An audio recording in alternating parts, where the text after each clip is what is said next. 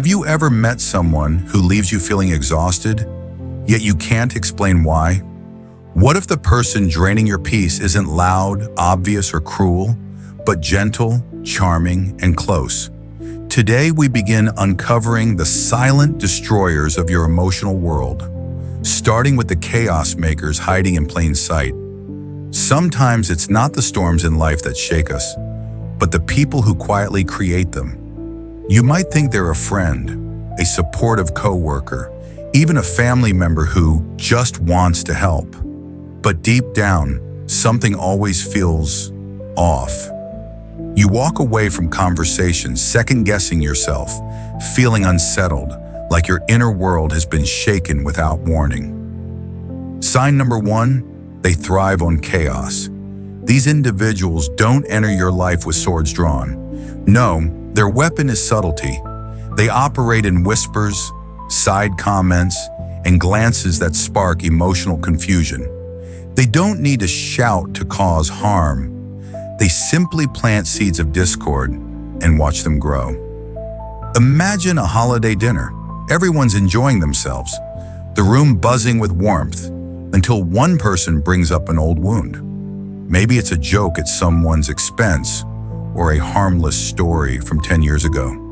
Suddenly the atmosphere tightens, tension replaces laughter, sides are drawn, and the one who stirred the pot, they're sitting calmly, sipping their drink, feigning innocence.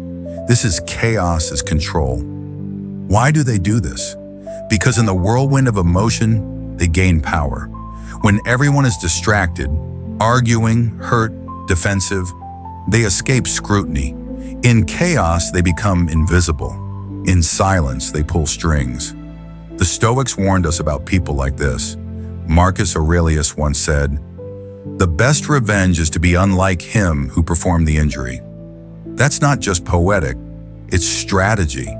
When someone thrives on drama, the greatest act of rebellion is your calm. Peace, in the Stoic worldview, is not passive, it's armor. When you refuse to play their game, when you don't respond with anger, tears, or accusations, you rob them of their greatest strength, your attention. But first, you have to see them clearly. Look for patterns. Do they always seem to bring tension wherever they go? Do their jokes feel like jabs? Do people around them seem uneasy, even if no one can name why? Once you identify this pattern, you gain clarity, and from clarity comes choice. Remain calm. Don't let your emotions be remote controlled by someone else's chaos. Call out the behavior, not with rage, but with truth. I've noticed you often bring up sensitive things at the worst moments. Simple, clear. When said with calm conviction, the truth becomes like sunlight, hard to hide from. Set boundaries, stay emotionally detached. Don't offer up your vulnerability. Don't engage when provoked. Think of your peace as sacred ground. Real life example. In workplaces, chaos lovers often disguise their damage as harmless gossip. They smile while stirring discontent, but when questioned, they feign innocence. This isn't just office drama, it's sabotage. In today's hyper-connected world, where social media fuels outrage and division, chaos isn't just personal, it's cultural. From comment wars to public shaming, we've normalized emotional volatility. But Stoicism urges us to reclaim peace as power. Seneca wrote, "He who is brave is free," and bravery here means choosing inner stillness, even when chaos surrounds you. So the next time someone tries to pull you into emotional quicksand, pause, breathe, walk away with dignity. That's not weakness, that's mastery. Imagine working hard to build something meaningful, an idea, a project, a version of yourself you're proud of. You gather the courage to share it with someone close, hoping for support, but instead you're met with a sigh, a dismissive smile, or a casual remark that stings. Are you sure that's realistic? This is how the constant critic enters your life, not with cruelty, but with carefully disguised doubt. They aren't loud, they don't shout, they whisper uncertainty into your mind until your confidence begins to erode. And the worst part? Their words often wear the costume of concern. The constant critic isn't interested in your growth. They're invested in your hesitation. They plant seeds of doubt so you'll stay stuck. Close, small, and easier to manage. Their praise is rare, but their warnings are endless. Don't aim too high. That's not how the real world works. You should be more practical. These aren't just opinions.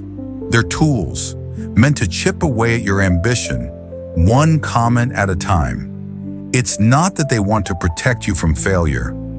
Deep down, what terrifies them is your success, because it highlights everything they've refused to become. Marcus Aurelius reminds us, you have power over your mind, not outside events.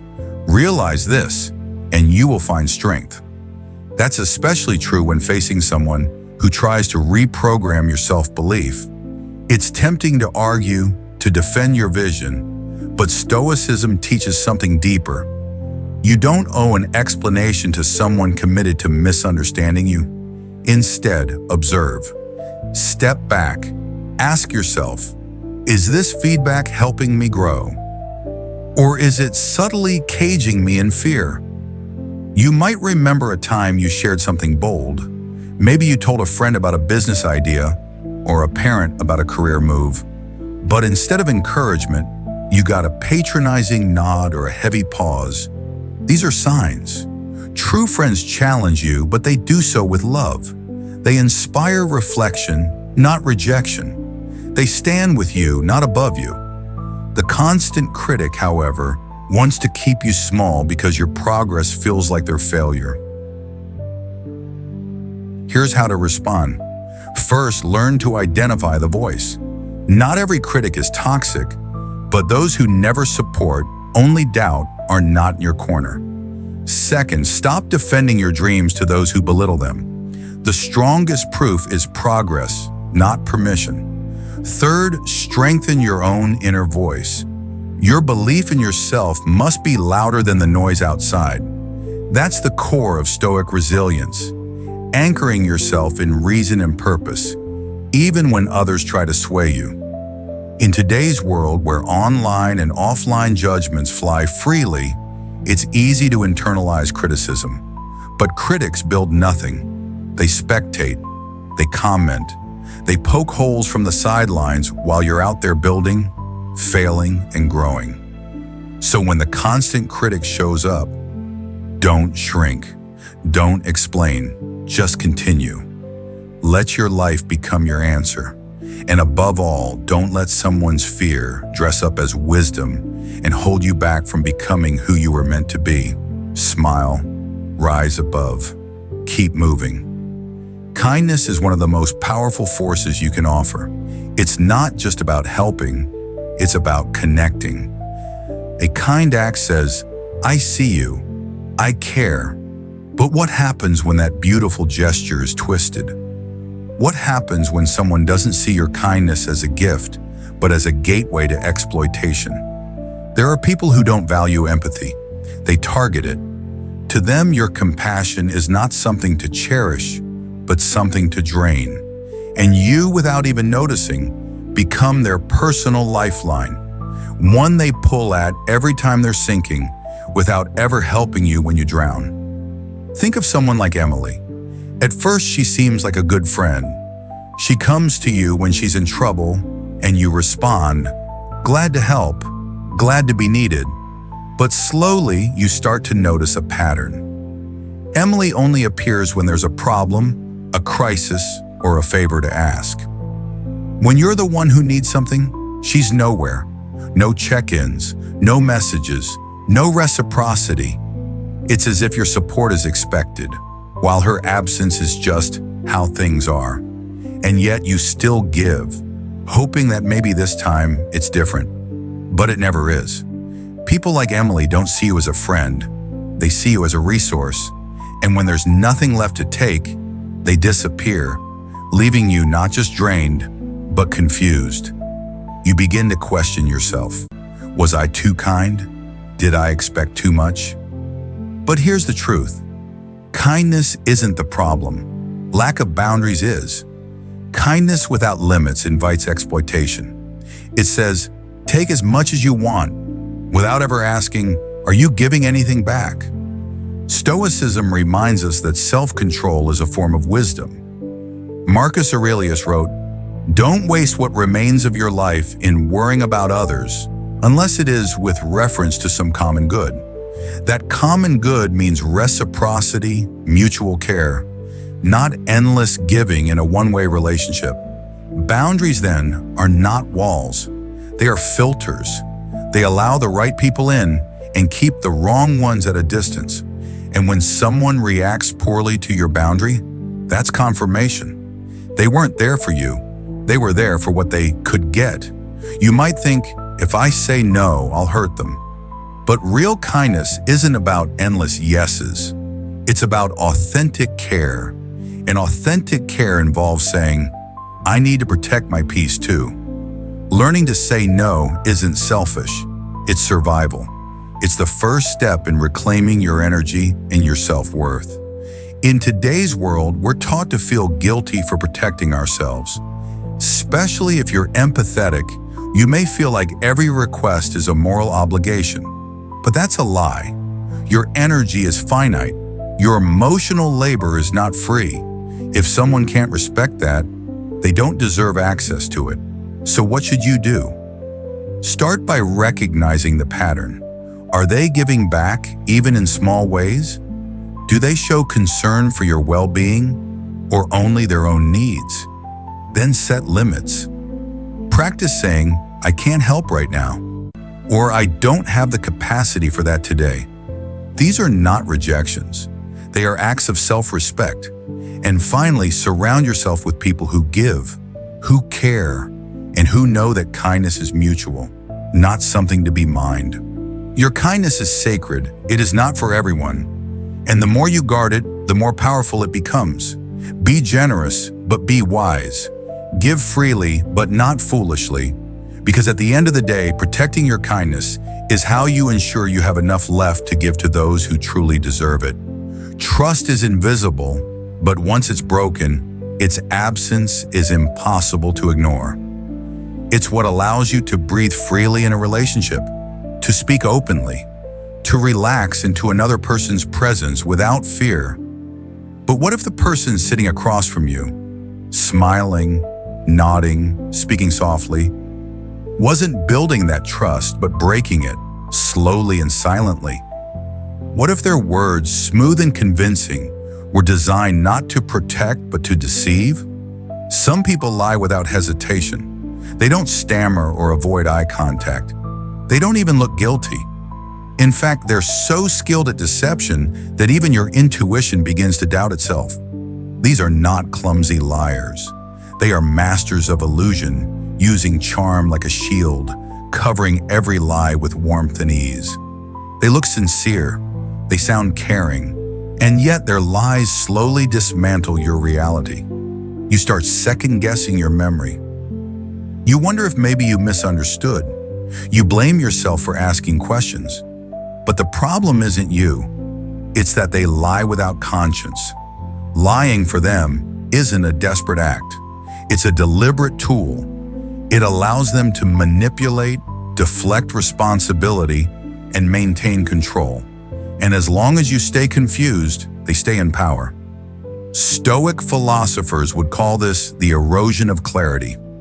Marcus Aurelius taught that integrity is the foundation of peace. If it is not right, do not do it. If it is not true, do not say it. But someone who lies without guilt has abandoned both truth and peace. And their deception doesn't just harm you emotionally, it shakes your inner compass. Picture a coworker who tells you, with complete confidence, that they submitted an urgent report. You check. It's missing. They act surprised, apologetic, give you a dozen excuses. You forgive them until it happens again and again. The story always sounds just plausible enough, but deep down you know They're not forgetting, they're lying. And with each lie, your trust and your peace evaporate. How do you respond to this kind of betrayal? The Stoic path begins with self-awareness. First, trust your instincts. When someone's words and actions don't align, don't silence your inner voice. If their explanations don't make sense, if their stories always have loopholes, believe the pattern, not the excuse. Second, observe without engaging. Don't get caught in emotional confrontations. You don't need them to confess. You don't need proof that satisfies anyone else. Your clarity is enough. Your peace doesn't depend on their honesty. It depends on your ability to walk away when lies become the norm. Third, expose gently or exit completely. Some liars lose their power when you calmly reflect their contradictions back to them. Others will never change. And in those cases, distance is the clearest boundary. Because being around chronic liars isn't just frustrating, it's destructive. They pull you into a false world where your perceptions are always questioned and your trust becomes a liability. We live in a culture that often tolerates, even rewards, deception. Half-truths dominate media. People spin stories for likes, attention, or personal gain. But the Stoics would tell you, truth is a form of liberation. Speaking it, living it, demanding it. When someone lies to you, they're not just breaking your trust, they're reshaping your view of reality. And if you're not careful, you begin to absorb the lie as truth. Don't let them. Stand firm, listen deeply, pay attention to inconsistencies, and most importantly, don't try to save someone who is committed to dishonesty. You're not heartless for walking away from deception. You're honoring your mind, your sanity, and your future.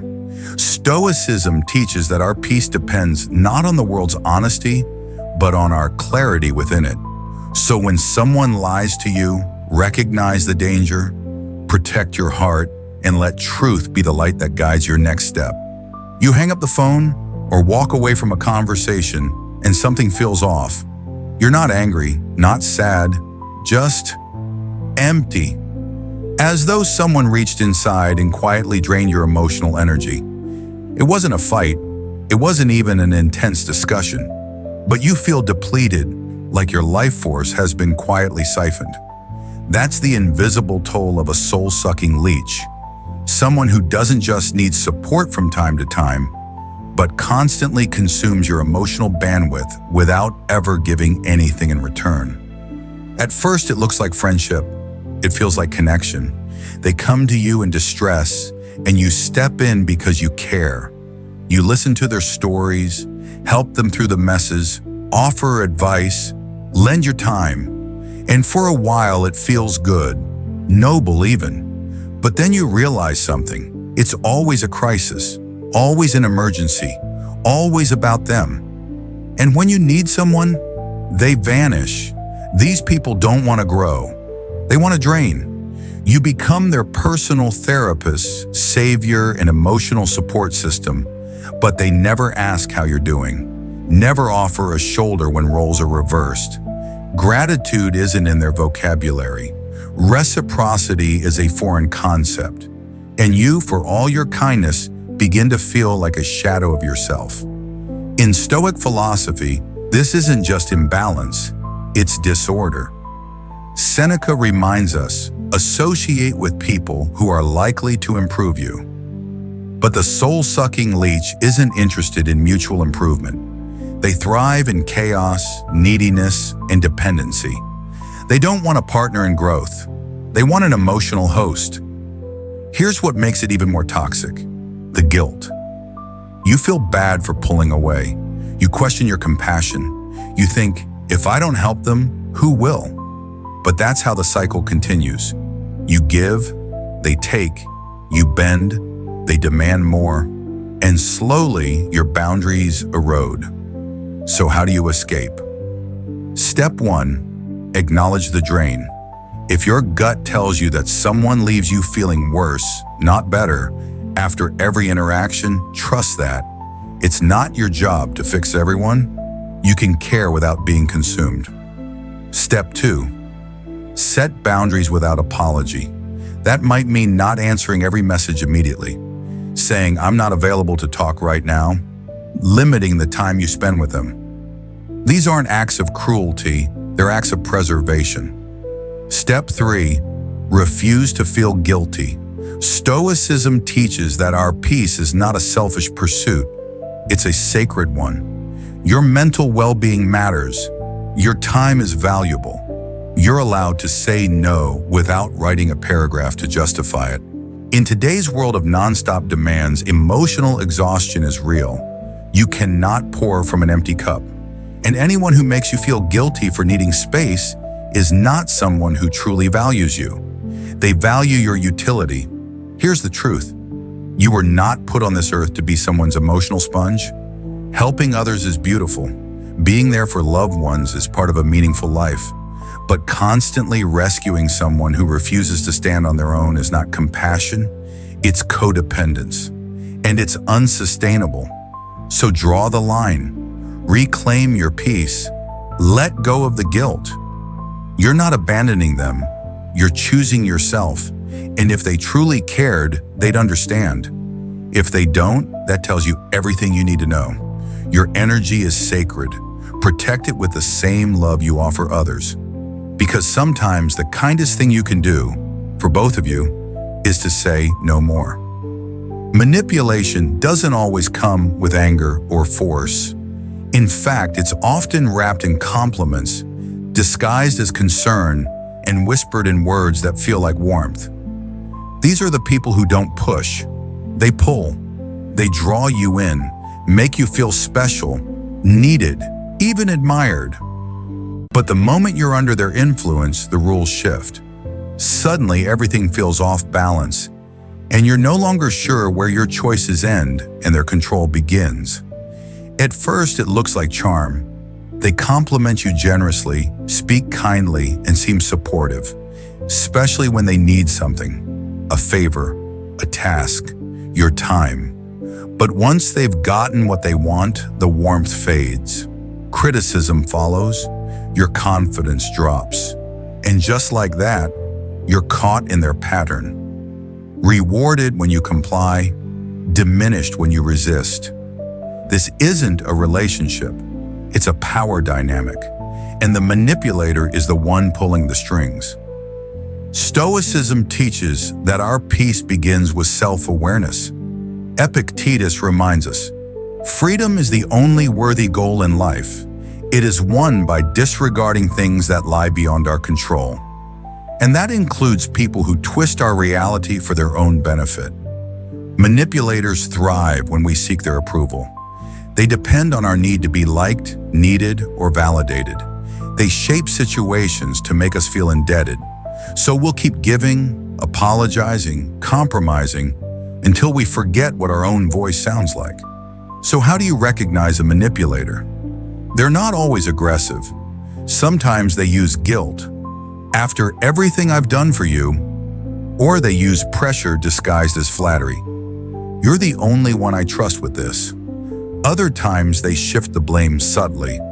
I didn't mean it that way, you're just overreacting. Their goal is to create confusion, to keep you doubting yourself, so you stay dependent on them for clarity and emotional stability. But once you name it, you reclaim your power. The Stoic approach begins with observation without judgment. Watch the pattern. Does this person constantly shift responsibility away from themselves? Do they twist your words, question your feelings, or punish you emotionally for saying no? If so, that's not love. That's control. Next, set boundaries without guilt. Learn to say no clearly and calmly. You don't need to argue, you don't need to explain. As Marcus Aurelius put it, if someone is able to show me that what I think or do is not right, I will happily change. But if no one does, then I will keep doing what I believe is just. Manipulators aren't interested in justice or growth. They want compliance. But the moment you stop responding to their cues, their influence starts to crumble. Also, don't internalize their tactics. Manipulators are experts at shifting blame. You end up apologizing for things that aren't your fault, explaining things that don't need explanation. Stop. Your decisions, your values, your energy, these belong to you. You do not owe endless emotional labor to anyone, especially those who twist your boundaries to serve their comfort. One of the most dangerous things about manipulation is how subtle it can be. You wake up months or even years into a relationship and realize you're walking on eggshells. You've become smaller, quieter, more anxious. That's not growth. That's erosion, and it's time to rebuild. In a culture where control is often masked as good leadership or deep connection, reclaiming your space can feel rebellious. But Stoicism reminds us, it is better to walk alone in truth than to stay bound by false loyalty. You are not cold for protecting your peace. You are not selfish for refusing to be a pawn. Manipulators cannot function in clarity, so shine a light on their tactics. Withdraw your emotional participation and watch their power fade. You don't have to fight them. You only have to stop letting them write your story, live with calm strength, speak with honest conviction, and when someone tries to twist your reality, return to the truth that Stoics have always known. Freedom begins the moment you stop allowing others to control your mind.